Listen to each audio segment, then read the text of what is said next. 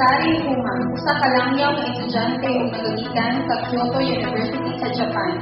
Uban sa iyang higala ang Christina Rose Rojo, nga miyembro sa Love Our Own Brethren or LOO, usa ka NGO ug nakabase sa Iloilo City. Ning bisita sa syudad sa San Carlos niadtong Oktubre 22, 2003. Kini aron sa pagtuon sa environment program sa syudad sa San Carlos. Tungod kay inline man sa iyang kurso ang pagtuon sa environment policy sa mga developing countries.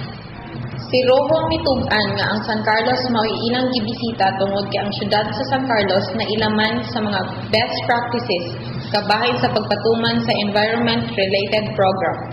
My name is Yukari Honma. I'm a student from Kyoto University, and I'm doing my internship in World Organization, which is run by Japanese in Iloilo City. The reason why I came here to San Carlos is to observe the solid waste management for my master's thesis, and I will stay here in the Philippines for 3 months. Sila si City Administrator Greg Santillan o OIC Loreto Sanchez sa City Environment Management Office maoy ninghimamat sa mga bisita o pagkatapos ang mga bisita gisuroy ngadto sa sanitary landfill.